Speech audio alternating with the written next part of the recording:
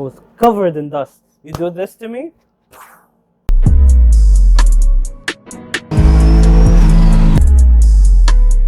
When I was, I think, grade 4, my aunt dropped me for private tuition.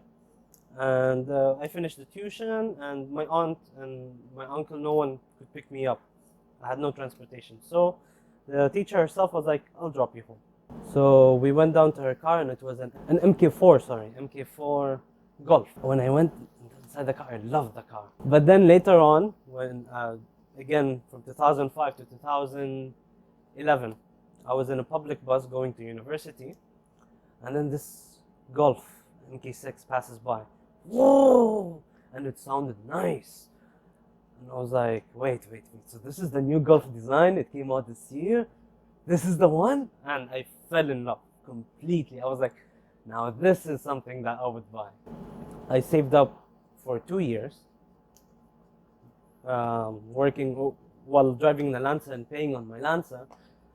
So I saved up, and I was like, no, khalas, it's time to buy a car. And it was something really hard to go myself. No one is pushing me, not my parents, not my family, not my friends, just me willingly to go and pay for a car. It was really hard.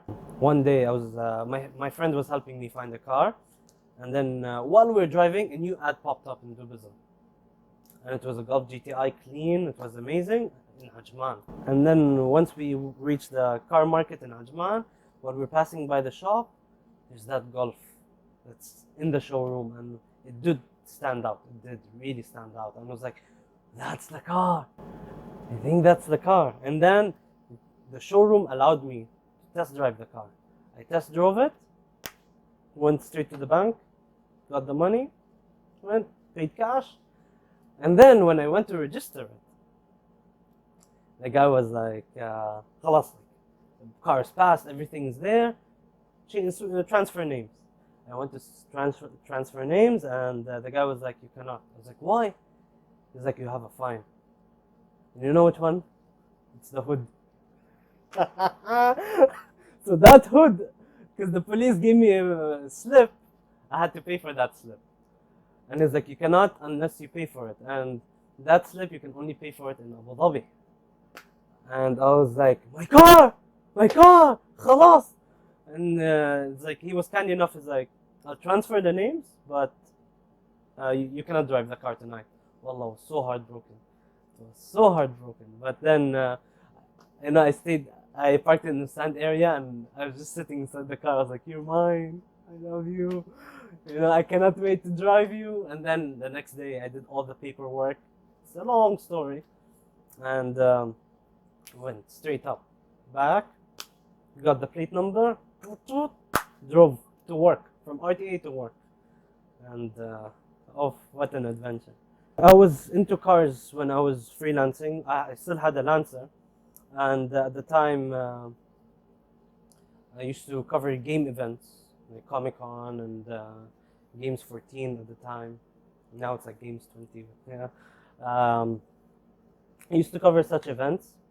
And then while I was looking for a job, I entered in Yalla Motors. Yeah, and I did video reviews for them. I filmed it, edited, and everything, and for 3 months only. And there, I was like, okay, this is something I want to build on. But then later on, years skipped, my friend bought a Camaro, and we're like, because he had also another shit box, I had a shit box. When he bought a good car, we're like, khalas, so we took that Camaro to a Camaro meet, and that was my first convoy to actually attend.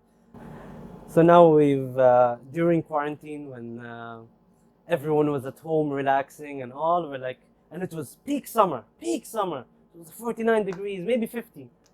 And we're like, no, we're going for a photo shoot. What happened was that a week before, we were going for a road trip, and I just took out my camera and I took a photo of my friend's car, and this photo turned out nice. It was really nice. And I was like, wow! Just one photo, uploaded it, and it went everywhere. I was like, oh, I love this. I love this. And I loved car photography. So I was like, okay, guys, we're going to do a photo shoot. And the roads were empty, but we did it at noon. It was hot. 3 cars, photo shoot, rolling shots in Dubai Mall Bridge. And that's when it all started. So we did a shoot in a classified location because it's an abandoned parking. We're like, okay, we did a lot of sunset, beautiful shots. Let's go for something a bit garage, a bit more grungy. So we went there, and doing rolling shots inside the parking is tough. You can only do still shots. Like, no, we'll take the challenge. Popped up the back hood. I got strapped in. Took the camera. Yalla, let's go. As soon as we left, dust and dust. It's an abandoned parking. And it's all coming to me. All coming to me. And I was like, khalas, no, you know what? We're committed. Let's go. First car, second car, third car. Reshoot the first car, reshoot the second car, reshoot the third car. Khalas, we're fully committed. Once I was done, I was covered in dust. You do this to me, and then my hair, man, it was crazy. I had white hair. It was gray, full, but it looked good, wallah. When I joined this new car group, the Volkswagen group, it came across our mind. I went to them. I was like, let's do a video. Let's do a video of our story, our real story, and what we feel about our cars, about the circle, about. And they're like, yeah, let's do it. But we had no idea on how to start or anything. And khalas, we're like, okay, we'll write a basic draft, and we'll go ahead with that. And we did that. We shot everything, and the video turned out really nice. And we had no intentions but for the real story, the genuine passion of our people. And then all of a sudden, Volkswagen was like, we want an event for this video. And during that time, it was Ramadan last year. They booked an entire hall in a hotel by Volkswagen, and we made this event of screening the video. And it just feels really nice to see your video on a big screen. And then afterwards, they asked, we want this video to represent the Middle East in Austria, in the biggest GTI event in the world. I'm like, oof. So I shortened the video from 8 minutes to 50 seconds, so it can be played there. And that's like one of the biggest things that I feel proud of, to actually represent not only Volkswagen but Middle East, represent all of us in Austria. So when I wouldn't say 18, when I was maybe 15, I always wanted to buy my dream car, which is now the one I own. And I put a time limit, a deadline of 10 years of saving money. But I never imagined that it would be in 3 years. But I was dedicated. I was like, no, I'm gonna work, I'm gonna do that, save up.